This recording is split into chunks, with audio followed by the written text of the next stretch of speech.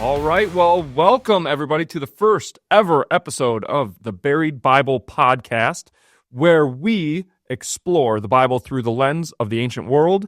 I am one of your hosts, Keagan Walz, bringing a fresh perspective as the layman on the show. And here with me is Dr. Mark Chavalas, a seasoned scholar, archaeologist, and professor with decades of expertise in ancient Near Eastern history and the Bible. Thanks, Keagan. Glad to be here. Yeah, so today all we want to do is we want to introduce ourselves to you guys. We want to set up the podcast, tell you guys a little bit, not only about ourselves, but a little bit about why we're doing the podcast, what we'll be covering in the podcast, some of the topics we'll be talking about and discussing, and our approach to the Bible. So this is just a very introductory episode to the Buried Bible Podcast. And so we hope that you guys enjoy this. And then in future episodes, we'll have this so that you guys can be able to come back to it, to maybe understand the approach that we're taking, the lens that Mark's going to be using to dive through different biblical topics, different stories throughout the Bible, the Old Testament, culture, and history. So, Mark, before we dive into who you are, why don't you just give our listeners just a brief overview of what this podcast is going to be about and how we'll be going through the Bible and different biblical, theological topics, like kind of like the lens that we'll be using for those. Well, I think, after teaching for 40 years at University of Wisconsin-La Crosse, I've had so many students complain, I suppose, a word I could use to me about how difficult the Bible is to understand. And of course, even being at churches, I've had lots and lots of people say, the Old Testament especially is really hard to understand. What does this passage mean? What does that passage mean? And then, of course, they would ask me, well, how do you know that? That doesn't make sense. I would have never figured that out by looking at this passage. And so I found that people in my field, Mesopotamian studies in particular, haven't been very good at talking in a public venue. So the average person, the average lay person would be able to understand and find out how to appropriate some of this information to understand the Bible better. And so this is the ultimate purpose of this, is to try to make this understandable, show you where the resources are, because I think this is something that people can do on their own. It doesn't mean they have to go and study for, 15 or 20 years to prepare for it. But the tools are out there. And furthermore, I think that, from doing it from that standpoint, I can help them understand so they can do it on their own, but also try to answer some of their difficult questions. I'm not a theologian. I'm a historian, so I will have a very distinct way of looking at things. It's not necessarily the only or the correct way, but it is a way to try to enhance our understanding of the Bible, both Old and New Testaments. Well, awesome. Yeah. And so explain why that perspective or approaching the Bible from an ancient historical perspective is so important to understand the Bible and specifically the Old Testament. Well, I'll give an example that I sort of made up on my own, and I it's pretty well worn because I used it with students for many years. Can you imagine if this is 5024 AD, and the only thing that has survived in terms of writing from our civilization is Mark Twain's Huckleberry Finn. And you've been reading it, and you're thinking, this is really interesting. I know it's a novel, but it certainly seems to reflect life along the Mississippi in the late 19th century in America. We've just been able to decipher the English language. Mark Twain must have been a famous author. We don't know what else he wrote, but there's so many things going on in this book that are not easy to understand.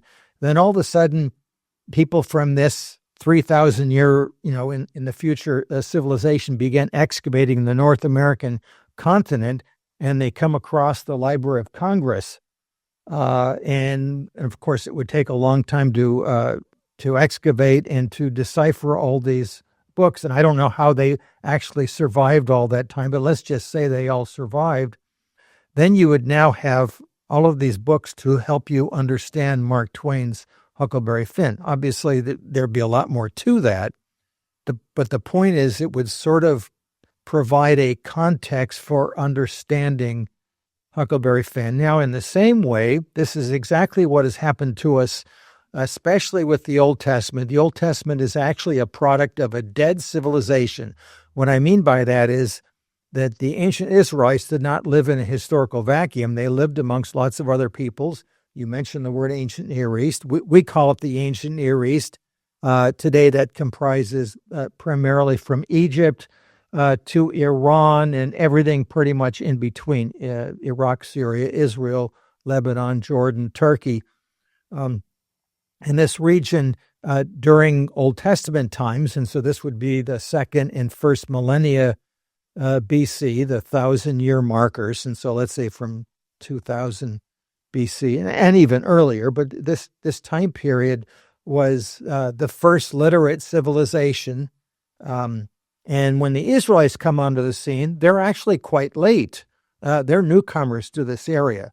And since the 1840s, Europeans and eventually other people's adventurers began excavating the material, first in Israel, Palestine. Of course, there was no Israel in the 19th century, but also Iraq, and then later on Syria and Turkey and Iran and Egypt, which is really another world, but that was also being excavated. They were looking for evidences of Bible at that time. And in terms of the textual material that was found in Iraq and other places, right now we have about I'm going to guess roughly 1 million clay tablets that have been uncovered. And even if only 10 or 15% of them have been published, it's now provided a gigantic context for understanding the Bible better. My mission is to try to understand the Bible better, not necessarily to confirm it. The Bible doesn't need my confirmation. The Bible stands on its own. And so this helps me understand it better. This material certainly can be used for apologetic reasons, although what I joke about is that I probably have more questions about the Bible now than I did when I started, but I have a deeper understanding of things because of it. And so what are some of the big pushbacks that you get or people in your field get for approaching the Bible this way? Well, interesting that you asked me that question.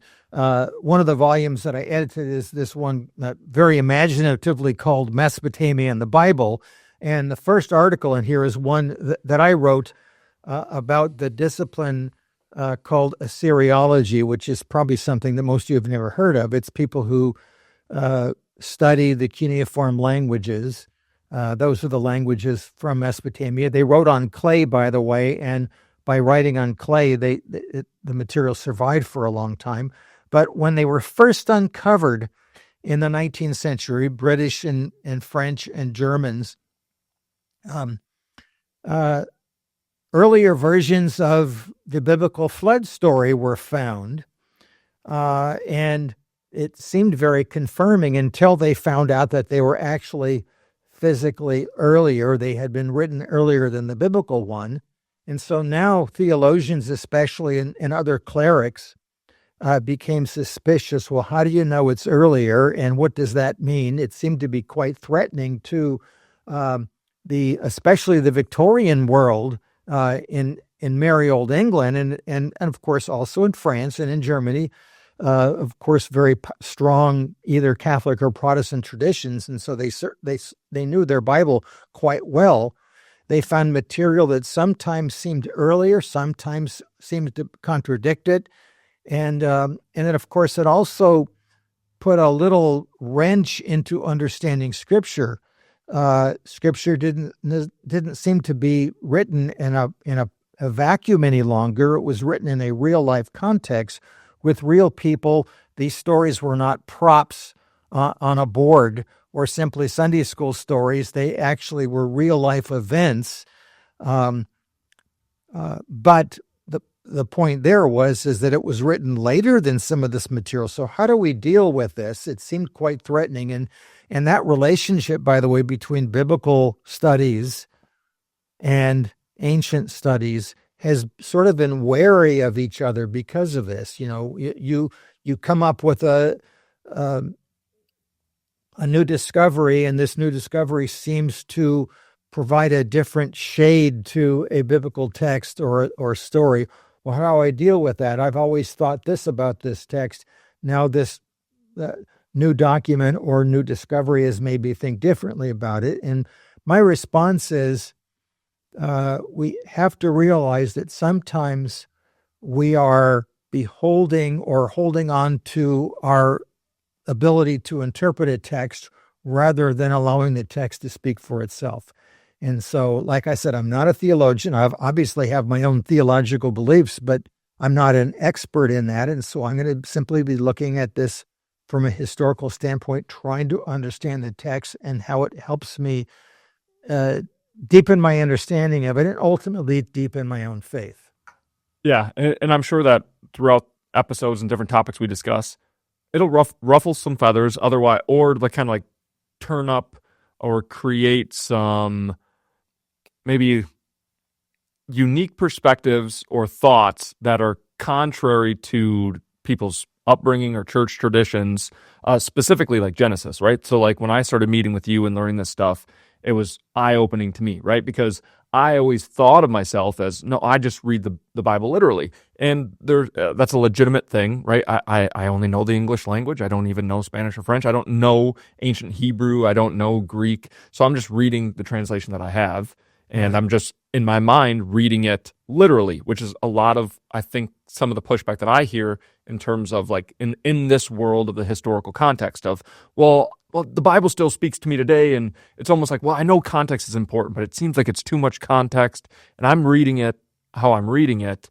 But then I think you did a great job, and I want you to speak on this a little bit, of kind of teaching me, well, no, I thought, and I think a lot of people think they're reading it literally, but what's happening is they have all of their own culture, all their own upbringing, and their own brain is kind of slicing the Bible in a way of understanding it in 21st century, postmodern, in 2024 culture. Even though we try to kind of get out of it, it's like I am reading it that way. And so I'm bringing like preconceived ideas or other background from my own life and experience into the Bible, as opposed to reading it historically of the point and purpose that the original author and the original writers would have been trying to make back then. Well, and of course you can't help that. I mean, when you think in English, that's a very particular worldview. Another one of my well-worn examples in class is that, if you take a little bit of Spanish and then somebody asks you, how do you say it's cold in Spanish? In the phrase is hace frío, which actually doesn't translate precisely like it's cold in English. Literally, it's the verb to make, and there's the verb for cold, but there's no subject to it. And the subject, of course, is God in Spanish. God makes it cold, and that's because the phrase is a product that is before the scientific revolution. When I say it's cold outside, I'm not really talking about the agent of cold. You and I, if we're Christians, we assume, well, God ultimately did this. But what do we think about when we say it's cold? We think of Mother Nature or just the natural events.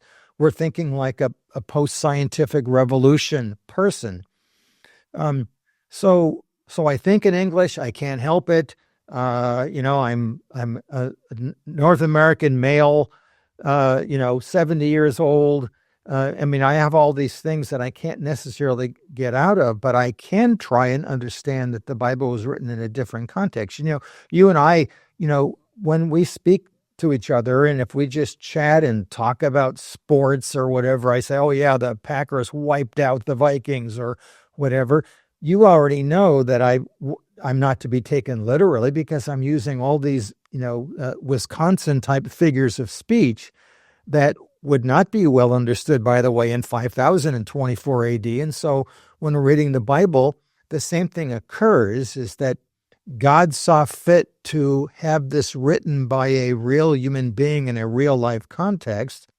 And this is where a colleague of mine, John Walton, I don't even know whether he came up with this phrase, but he came up with the phrase, the Bible was written for us, but it wasn't written to us. In other words, it wasn't written to us because it's not written in English. It's written in a couple of other languages, primarily Biblical Hebrew for the Old Testament, Koine Greek for the New Testament. So it already suffers something through translation. Furthermore, if you read King James, that's already 400 years old, and so it seems old and antiquated to us, but that was the normal common speech 4 centuries ago. And so you always have to realize that it doesn't mean this isn't a losing battle. It doesn't mean that the Bible, that you can never fully comprehend it. By the way, I do believe that we can never fully comprehend it to its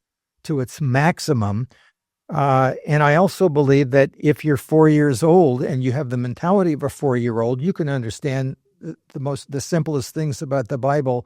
The core truths are there. And so this doesn't change any of that, by the way, but it helps me understand deeper what's going on. Moses doesn't think the way I think about the world. His physical world looks different than the one I'm living in. And by the way, just think about it.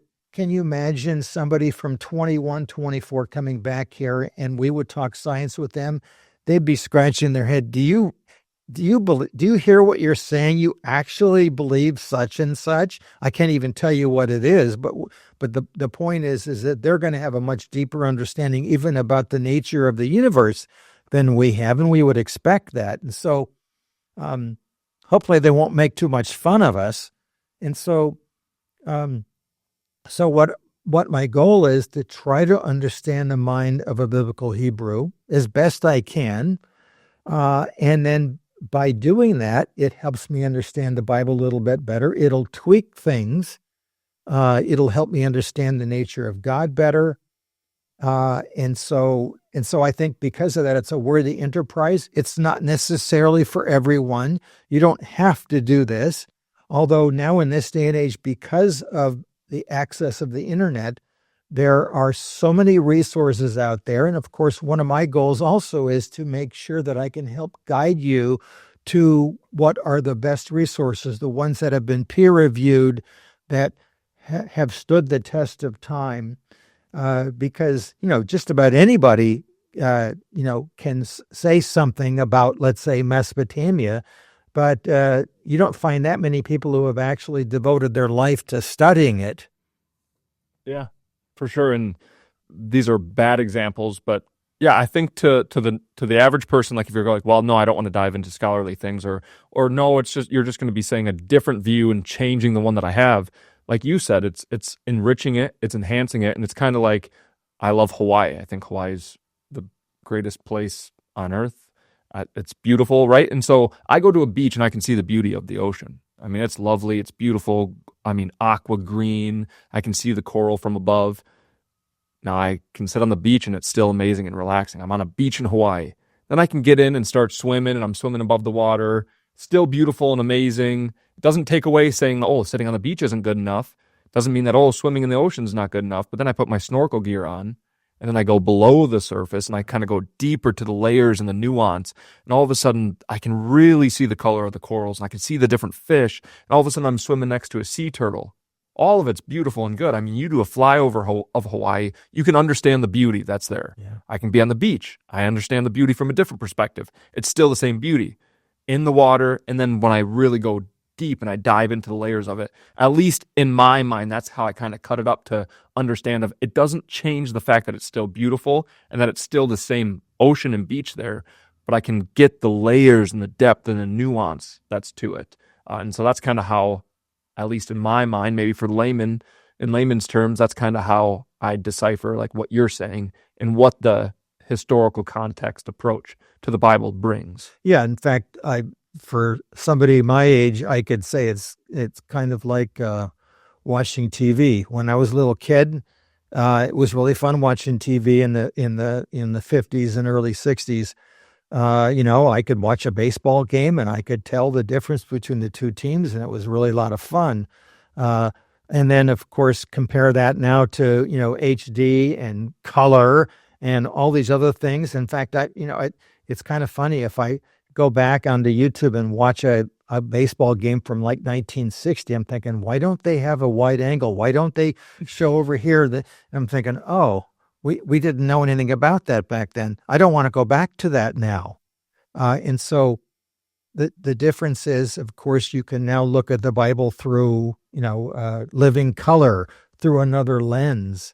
And like I said, this isn't the only way of looking at it, but it helps. It's helped me understand it. And so one of my goals is to help other people understand it and show them where they can find this. When I used to be teaching, I'm recently retired, I would tell the students, my goal to teach you is so I can teach myself out of a job so you'll be able to do the same thing, take the load off of me, and then you can go and tell other people about it. We who are Mesopotamian scholars have not been very good at doing this for a public venue. And so this will be my little contribution to that. And how many are there of you guys? 6. No. 4. My wife, Kimberly, often would make a joke when I would go to conferences, either national or international. She would say, well, goodbye, honey. Say hello to your 3 friends.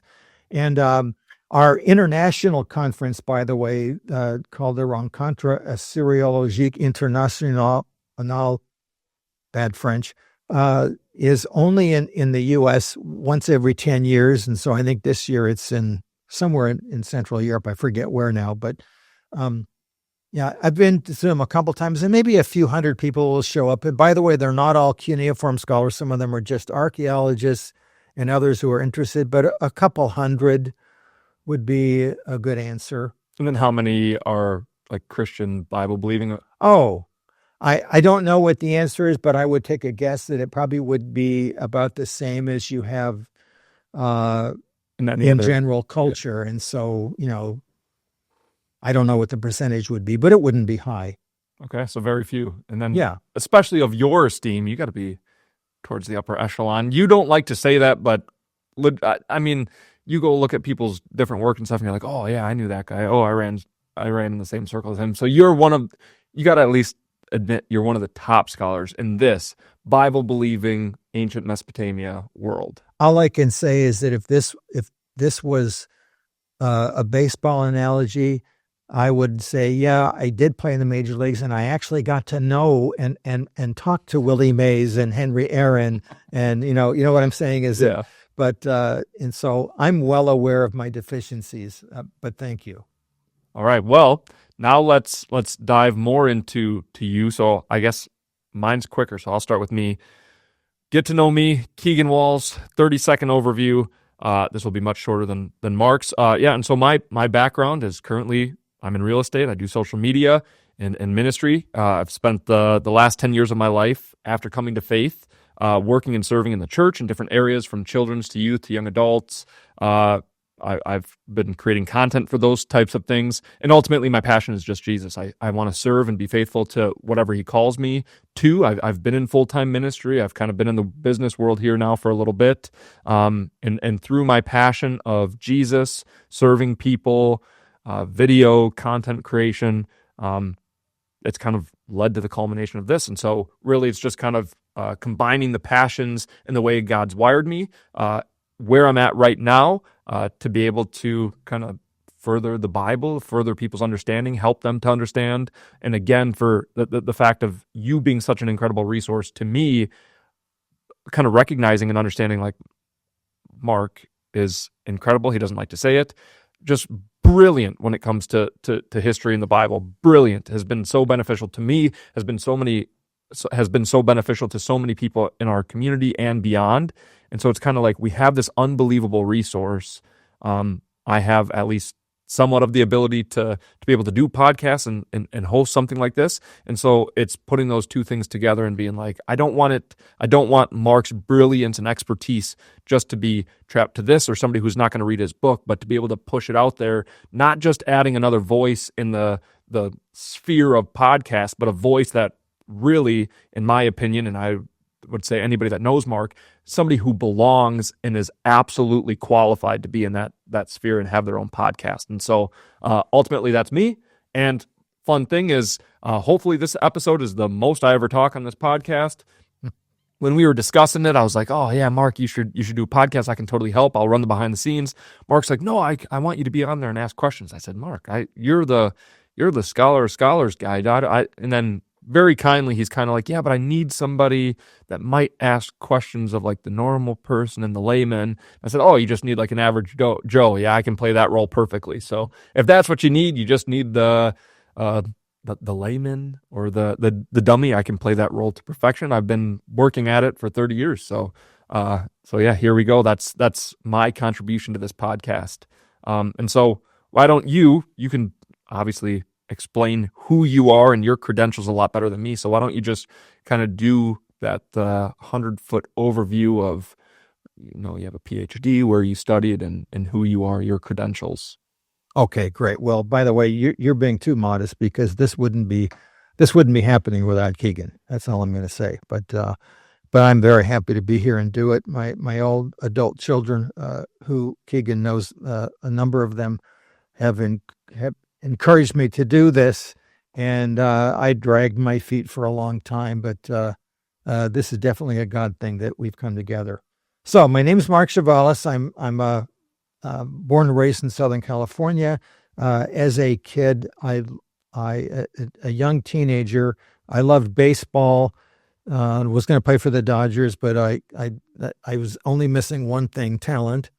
But other than that, I was close. And I really raised in a good, solid Presbyterian environment, and so I knew the Bible and loved it, and knew that I should love it, because that's how I was raised, a good, solid family. And I loved history, and I loved the Bible. And so because of that, when I went to school, I became a math major. I was really good with numbers, but when those numbers started becoming letters and other things, I wasn't in very good shape. I went to a school that would later be called Cal State Northridge in Southern California. And so I couldn't pass lower division math. I went and got a history degree, bachelor's in history, and I loved all areas of history, but I really liked ancient history, especially because I would light up when the Bible played a role, or the Bible was mentioned in this area or that area. I said, "Oh my goodness!" In fact, that was my light bulb moment. You actually can read the Bible and understand the stuff that's going on behind it. And I think the first time I found out that a character in the Bible was mentioned in an ancient source, to me, this was like wildly exciting and fascinating. You mean Nebuchadnezzar was a real person and he's got his own documents? I want to read those things. That's pretty cool. So I was probably the first kid on my block, and the only kid on my block that would do that. So anyway, so I went on to get a bachelor's degree in history. I was working in the grocery business just to get through school in lower level management, and this was now in the 70s, and making very good money for a young guy. And so I wasn't desperate for money, but I went to my professor at Northridge and said, I just want to keep on studying this. This is a great hobby. And where can I go? And he says, well, the closest place to study ancient history is not here. We don't have a graduate program. You have to go to UCLA. I said, oh, okay. How do I, what do I do? And I didn't know anything. He says, well, you probably should take an ancient, a modern language that'll help you. So I started taking some more Spanish. And he says, well, a year later, he says, what did you do that for? I said, well, you told me to take a foreign language. He says, well, that won't help you any. Nobody's writing in Spanish. Well, there are some people, but not overwhelmingly. You have to take French or German. So anyway, I was studying this. Somehow I got into UCLA, and I definitely think this is a God thing, because I had no idea what I was doing. I didn't know anything about academia or academics. I just knew what I wanted to study. And so they said, well, if you keep on talking about Mesopotamia, so we have a Mesopotamian scholar at UCLA. I said, oh, who's that? Some guy named Giorgio Bucciolati. I said, okay. So I went to him, and he interviewed me about coming into the program, and I said, okay, great. And he says, oh, by the way, we go overseas and excavate. You'll be going with us. I didn't even like sandbox, by the way, and so I started my graduate training with Giorgio Bucciolati, and I didn't really realize he was like the top scholar in the world in Babylonian language. I'm thinking, all right, that's great. I mean, I have to learn the languages too. You're telling me I have to go dig, then I have to learn these languages. What about the history part? And I found out that you really didn't do history until you understood, where the stuff had been excavated and to read the material itself in its original language. And that takes a little while, by the way. And so my training in cuneiform studies took about 7 years of language training. Both in Akkadian, which is the popular name for Akkadian is Babylonian and dialect and Assyrian in the north. Very close relative to Biblical Hebrew, by the way. And so I studied that, and that was a minimum of 7 years. And every fall, and then later on every spring, we would go overseas and excavate. Our digs were in Syria, by the way. 3 different sites that we worked at over about a 10-year period. I went on, had 9 seasons of excavating. Although I'm a historian who has masqueraded as an archaeologist, and so I can talk with some intelligence about archaeological finds and work, but I am not a trained archaeologist, even though I went on lots of digs, and so we'll figure that out. But anyway, to get the terminal degree for this, you had to go and get a PhD. I remember one of my students at the University of Wisconsin came up to me one day and said, so, Mr. Chavalas, what do you want us to call you? I said, you're fine, I don't care. She says, well, the reason I'm asking is there's Professor so-and-so, and she was really upset when I called her Ms. And she said, I've got this PhD, and so it worked hard to get it, so you should call me doctor. And so I said to the girl, I said, well, I really am very enamored with my middle degree, my master's. So you can call me master. And she got the joke, and so I wasn't concerned about whether they called me doctor or master or mister or Mark or whatever. And so anyway, I got the terminal degree, the PhD at UCLA with Bucciolati. And it was funny because when I would go to conferences, everyone knows, since the field is not very large, you can talk to someone and find out what their pedigree is. In other words, it'd be like, if I talk with Keagan, oh, you're one of those Walz. I know that family. I know your dad, and I'm concerned about you because of this, that, or whatever, because of your family background. And so I would go there, and they would and say, who did you study with? Oh, I studied with Bucciolati at UCLA. Oh, and they would immediately know, oh, Bucciolati studied with Gelb at the University of Chicago, who studied with Daimel at the Pontifical Institute in Rome, who studied with Strassmayer in Germany, who was a student of Rawlinson, not directly, but he was a student of Rawlinson, who was one of the guys who deciphered the ancient texts. And so we're only 5 generations away from the beginning, but other people would know exactly who they studied for, whether they were from the University of Chicago School or the Harvard School or what have you. And so you immediately knew the connection. So I remember organizing a little mini conference in Chicago, and I started inviting all these, big stars. And it was funny. Some of them came together and said, you invited me and so-and-so, and we're, of course, University of Chicago grads, but you also invited so-and-so who studied, at Brandeis with so-and-so. We haven't even talked to each other in 20 years because we don't see eye to eye. I said, oh, I didn't know that. And so, but anyway, it's a very small field. So I got my PhD at UCLA, found out that Bucciolati, by the way, had a different way of viewing things. And so he even had a different vocabulary. And so when I would talk to people at conferences, or they would use terms about Babylonian, I said, I'm not familiar with that term. He said, well, that's the normal term. Bucciolotti uses all this new fancy stuff. I said, oh, I didn't even know it was fancy. So anyway, I got my PhD at UCLA. And it was not easy to find work. I mean, PhD in ancient Near Eastern history is pretty narrowly focused. I had minor areas in ancient Greece and ancient Rome because I really like that stuff too.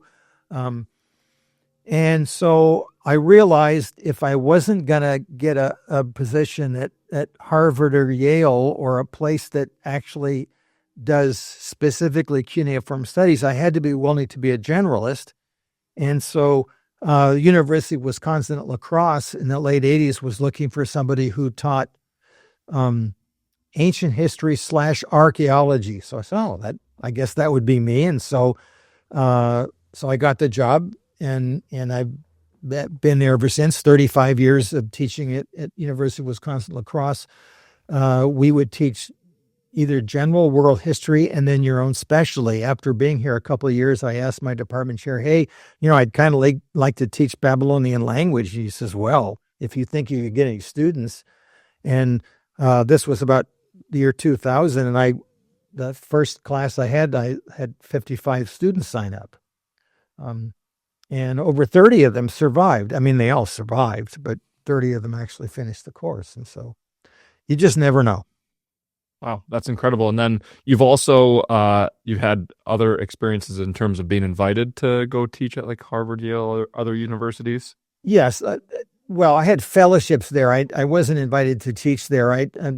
There are a number of different types of fellowships that you can sign up for. And so I signed up for the National Endowment for the Humanities would often have fellowships. And so they had one at Brown University. That was the first one I went to in the mid-90s. And then occasionally they would ask for scholars to come and do particular things. And so I had actually a fellowship at Harvard to study ancient Near Eastern burial rituals between Greece and Mesopotamia. And so that was a brief, like a 6-week thing, and something at Yale and a few other places. And I did that for about a decade between 95 and around 2005. And occasionally I'll go here and there, but. Yeah. And then you also have publications. So how many writings, books do you have? Well, it's sort of I'm part of, I guess, a bunch of them, and I brought about 4 that I either was the primary editor or the primary co-author in. The first one, they already showed this one, Mesopotamian, the Bible. I was, along with K. Lawson Younger, I was the editor of this and wrote a couple of the articles in here. When I was teaching for years, to find ancient documents from my field that could be used in a general course in ancient history, it was always sort of difficult. And so I remember being asked by Blackwell Press in Great Britain to preview one of their publications and decide whether it was something good to write. One of my comments was, this is a really great publication. We need somebody to put together a volume on ancient texts that could be used by a general undergraduate audience. And the editor of from Blackwell said, well, would you be willing to do that? I said, I said, sure, I'll try. And I didn't know what I was getting into. And so I've done a couple of these. Well, the first one here is, again, with the very imaginative title, The Ancient Near East. I don't know how I came up with that. But this is a series of documents which really, in many respects, help understand the context of the Bible. In fact, we even had biblical texts in here. I found out from the editor later on, they had 110,000 word limit for the text. And when I sent the manuscript to them, they said, well, this is 150,000. You're going to have to cut off 40,000. So we cut out the biblical text, and the reason for that is, of course, if you want to read the Bible online, you can find it anywhere, and so that was pretty easily accessible. This other stuff isn't, and so we kept that. And John Walton, before that, had been working on this thing called the IVP, InterVarsity Press Bible Background Commentary, and so he was writing a commentary strictly from the standpoint of explaining particular cultural paraphernalia in the Old and New Testaments. The New Testament writer, Craig Keener, wrote his all by himself. It's just as big as this volume. But John Walton and Victor Matthews started this. They wanted a third person to take the brunt of the load, and so John contacted me. And again, I didn't know what I was getting into, and so I said, sure, I'll be happy to work on this with you. And so we would simply, John was the master at this. He basically would take a chapter and say, all right, we need somebody to work on verse 3, 6, and 8 because there's some really strange customs going on here. And so then I would go and work on it and bring it back. And this one has been translated into Spanish and Chinese and Russian and Arabic. And who knew? And I don't know I don't know Arabic or, well, I learned a little Arabic, but nothing important. And the other one I brought here today is Zondervan didn't want to be outdone by InterVarsity Press, and so they created their own Bible background commentary, 5 volumes, new and improved, illustrated, so lots of pretty pictures in it. And John Walton happens to be the editor of that too, and he invited me to write work on which ones did I do here, Joel and Zephaniah in this particular volume. And so this is volume 5, mostly minor prophets, and and a few other things, Song of Songs and et cetera. And so we worked on this. And so I've been a part of some of these volumes, a bunch of other ones that are not always immediately connected to the Bible. And so some of them I'm, at 100, nearly 100% is my work, and sometimes it's 10 or 20%. And I've got them floating around, and you can find most of them at garage sales for a quarter or 20 cents. Yeah, I doubt that. Some of them you can. Oh, come on. No, so I mean, obviously that's incredible being invited to write on these really influential and big publications, especially the Bible backgrounds, Zondervan, IVP, pretty incredible and prestigious opportunity to be able to write on that. So why don't you also just share, you coming up, you learning, like who were some of the big people for you, the big influences that you had, and then some of like your closest contemporaries within the space that you studied. Yes.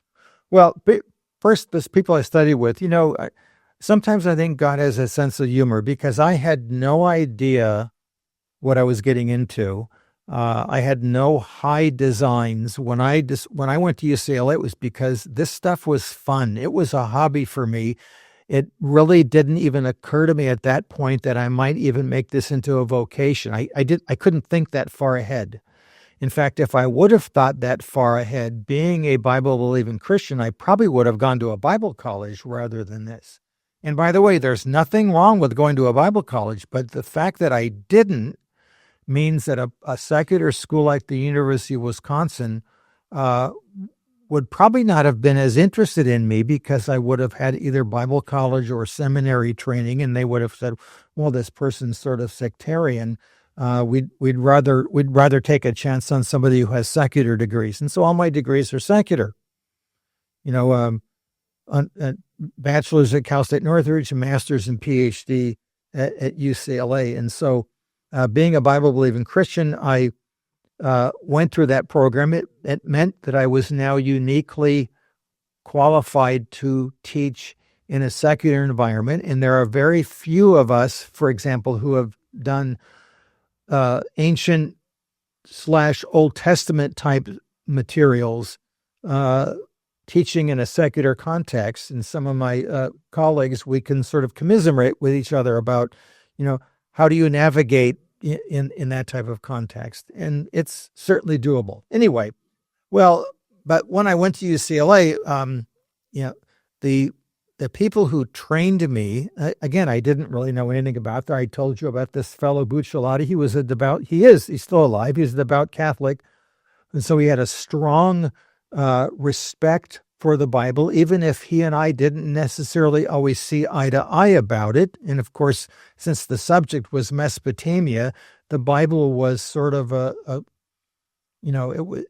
it wasn't the centerpiece to our studies. And so there wasn't a lot of pushback on that. One of my secondary professors who passed away is Stanislav Sagert, who was a strong Lutheran, and he was a true biblical scholar and ancient Near East. His primary field was Ugaritic, Semitic languages. Ugaritic, by the way, is an ancient language which is pretty much the same as Biblical Hebrew, but dialectically different. Maybe I'll have some time to explain that later on. But he was an expert in that, and so it was good. And then my other trainers, the fellow who taught me Sumerian, Mikolovsky, wasn't interested in biblical studies, and because of that, there just wasn't a lot of pushback when it came to that.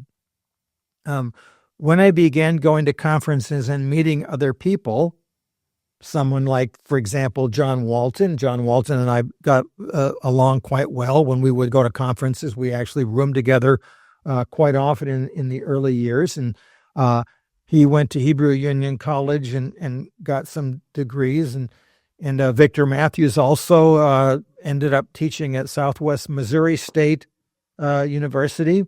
In fact, a funny story about Victor, when we got a new dean at UWL a few years ago, Carl Konkel, one day Carl came up to me and says, Victor says hi. And I said, huh?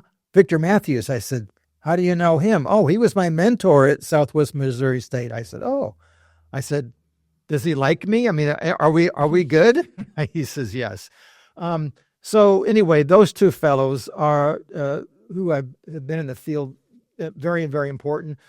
Lawson Younger, who just retired from Trinity Divinity School or Trinity International University of Chicago, very powerful scholar in Aramean and other languages. In fact, I can even look through this book because when I added, this was originally a conference, this Mesopotamian the Bible, and the people I invited were people that I got to know well, and I knew that they were strong believers also. So Richard Averbeck, again, also at Trinity, a Sumerian expert, but also biblical scholar. Let's see, who else? David Duell, who I knew from the Master's Seminary way out in California when I was younger. Rick Hess at Denver Seminary, another person. Daniel Fleming, who teaches at New York University, and so he's had the same experience of being a Christian teaching in a secular environment. Wayne Petard, a good solid fellow, retired from University of Illinois. Bill Schneidewin, who's now at UCLA. He wasn't there when he wrote this article for me. Bill Arnold, Asbury Seminary, and then the last person here, Ed Yamauchi, who's in his 80s now, sort of like the dean for us. He was actually is a Japanese who lived through the World War II internment, etc., and became a brilliant ancient Near Eastern scholar. We've always looked up to him, kindest, gentlest man. So there's just some of the names out there for people. Yeah, I was going to say that list is getting long. You better not leave anybody out there. Somebody's going to tune in and watch and go, "What the heck, Mark? You didn't mention me." If they tune in there, and you know who you are, so it's okay. Well, great. Well, to end it again, we can't cover everything. There's going to be so much more that we do cover in different episodes. Again, just kind of drive home the point of, why you're doing this podcast, why now? And really for you, why is this, and approaching the Bible this way, teaching these things, again, not necessary, but why is it so important, not only for our faith, but in our understanding of the Bible? Well, like I said before, I think that a 4-year-old can understand the Bible. And we all know I won't sing the song, Jesus loves me, this I know, for the Bible tells me so. We know that, and it's a basic. But there are so many more truths. There are theological truths, and this doesn't change them, in my opinion. However, when you find out that the Bible was written in a real life background, I can't imagine why you wouldn't be interested in learning more about it. And I've used this example many times before. It's kind of like joining a new family. You know, of course, if we're Christians, we've been grafted into God's family, is what Paul says in Romans. So now that I'm in this new family, don't I want to know more about it? In the same way that if I said, "Hey, Keagan, do you mind? Can I adopt you, Keagan?" I would say yes. Yes. Yeah. All right. Well, and so if I say Keagan, well, your name's now going to be Chavalas, Keagan Chavalas. And so, but before you get adopted, I need to tell you more about the Chavalas family. Grandpa William came over here from Old Country right about 1908, and he settled in Southern California, and he's got relatives up and down California, and they suffered lots of hardship and this and that. And my father, Jerry, had these experiences and those experiences. And if Keagan stopped me and said, "Hey, look, I really don't care about the background. I just want the benefits, just show me. I need to get my laundry done right now and get a couple things to eat and use your TV and your life insurance or whatever." I'd say, "Okay, you get all that stuff, but wouldn't you like to know more about what you're getting into?" No, I'm not interested. And sometimes I think Christians are that way. But more often it's because they didn't know this was a thing. Like, you mean you could actually, really, as a young guy, as a teenager, when I started finding out about this stuff, it's like, you mean you can actually learn about what's going on in the world behind the scenes? I even wrote an article for a volume called Behind the Scenes of the Old Testament. I thought, that's a pretty cool name. Why didn't I come up with that? But the point is that I didn't know this was a thing. And so I found so many people who will say, "Oh, I didn't know that you could learn these things." And so because of my training, and because it's really been something that I've been doing for now about 50 years, my kids said, "What are you going to do when you retire, Dad?" I said, "Well, I'm going to keep on studying." I used to tease my students that on Monday, Wednesday, Friday, I was at home reading, writing, thinking, studying. And then on Tuesday and Thursday, we'd just come to walk over to school and talk about it. I said, now on Tuesday and Thursday, I stay home and keep on reading and studying. And they said, "You really should think about having an outlet to this." And so, and they even said, "You should do a podcast." I said, "I don't know anything about podcasts," and maybe you've already figured that out. But the point is, well, you should do a podcast. I said, "Well, you mean like stand in front of a microphone and just like talk? That doesn't sound like me." And they said, "Well, no, you could do that." And it's funny how God just sort of orchestrates things like that, because, Keagan and I, we've known each other for probably almost a decade now, but it's like, "Oh yeah, Keegan's one of my kids' friends. Hey, Keagan," and we, I might say something pejorative about one of his sports teams, and then we'd go on, and Yep. and all of a sudden, this relationship changed, especially when his children are best friends with my grandkids. And so Keagan is just like Addie's dad. He doesn't even have a name any longer. But, and so, we got to connect more and more. And then of course, oh, Keagan does this stuff. And so this is basically how it's happened. And so I'm finding out that I get to come out of my comfort zone by doing things like this, because frankly, I'd rather just be at home like a medieval scholar, reading and studying and then answering anybody's question if they happen to have any. And of course, that's also one of my goals here is Keagan, like he said, he's an average guy. I think he's more than that. But the point is, he's probably thinking about lots of questions that other people are thinking about. And I would like to be able to access them, but I need to know what they are. And so Keegan's going to help with that. And also, I think that once we hear from you folks about what your questions are, then I'm going to hopefully be able to, meet you where you are and read the room and find out what people are, interested in, what they're struggling with. Because I've constantly had students come to me in my office who are Christians and say, Dr. Chavalas, I like what you're doing in your class, this and that, but, I had so-and-so in this class and they were maligning the Bible, and they were hoping to come to me and giving them tools to deal with this. And I would usually ask them a couple questions, so why does it bother you? And they would look like, well, of course it bothers me. They're maligning the Bible. I said, well, why does it bother you? Oh, because it's making me think about things that I hadn't thought about before, and it is giving me doubts about this or that. And so I had to tell them, I said, well, what's your faith based on? Is it based upon your ability to interpret Scripture, or is it based upon what God has done for you? It's what God has done for me. And so it's you and God and your relationship with God. This will help deepen that, but it doesn't become the datum point for it. This helps me believe what I already know to be true. Not the other way around, usually. Okay, it doesn't mean that you can't come to faith by studying this material, but there's lots of things that and so they'll ask that question, or they're concerned about other students, or they're concerned about their professor, or whatever it was. And so, I hope that I can introduce you to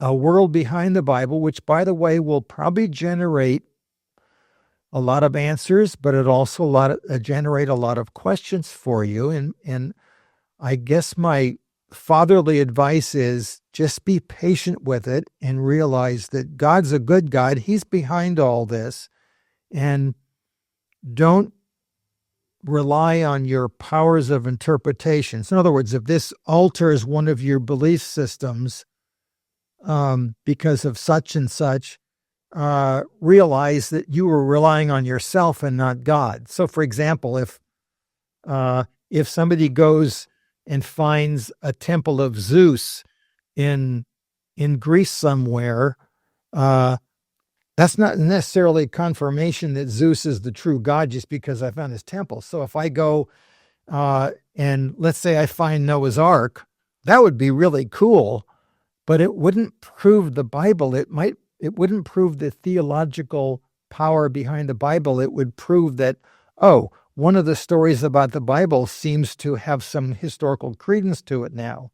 It might lead to something else, but it's not the basis for proof. Right. Yeah, and I think people should know and understand too. Like, we're not saying the Bible doesn't still speak. It obviously is alive. It is active. It still speaks to us.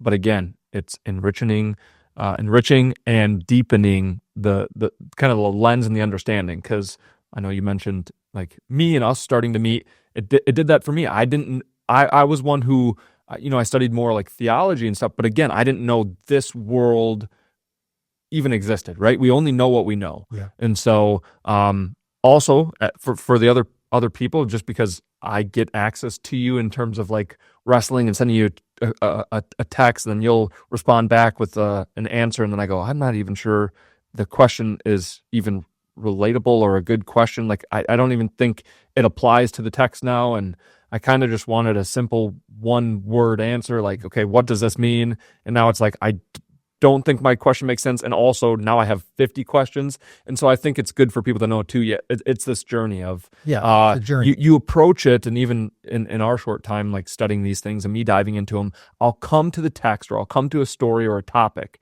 with one question, and I hope to get an answer. Instead, I walk away probably not like less sure about what I thought the answer would be, and I have 20 questions now to study. And so, yeah, I'd say if that's something that you kind of wrestle with or struggle with, maybe this isn't for you, but also probably like check yourself and your heart a little bit and understand like there's so much beauty in that God is so big and so mysterious and so beautiful. And like you've told me before, like my faith's not in what I can understand of the Bible, it's in Jesus. Yeah. I'm going to spend all of eternity learning and having more revelation of who God is and never come to the end of it, how could I possibly think or expect that I'm going to figure it all out or figure out the Bible or figure out who God is on this side of heaven? And like, that makes no sense. And so really, if you come to it like that, understanding just more the mystery and the beauty and just the magnitude and the size of who this God is, I think it's really beautiful, and it definitely enriches it. It definitely deepens it, and you get to explore these layers. Again, going back to that ocean, you get to study these or explore these canals and these colors and this different perspective and all that there is to it. But it's going to be missed if we just read it at face value and we stay out of the water. And so that's what ultimately we're looking to do. And like Mark said, we definitely want feedback. We want this to be interactive. We want you guys, if you have topics or specific questions, we want Mark to answer those. And so please feel free, reach out to the podcast, reach out to me, reach out to Mark. We'll have some of those links below. But that's the goal of this podcast. That's why we call it the Buried Bible Podcast, that we want to uncover the realities and the truth behind the Bible, uncover the realities and truth of the Bible, but really coming at it from an ancient Near Eastern lens. And so that's what Mark is going to aim to do. Again, I'm the layman here just to help out, field your guys' questions, make sure that you guys have access to Mark, and that we can relay some of those questions and get you guys connected. But yeah, we hope that this is a blessing for you guys, that it helps you grow and learn and ultimately fall more in love with Jesus. Because if it doesn't do that, then that's just kind of the point of everything. So we do want you to see more of the beauty and fall more in love with Jesus through this. And so, yeah, that's episode 1. And we'll be excited to be releasing more episodes. Great. That was fun. Awesome. Thank you. Very cool. All right. We'll see you guys next time.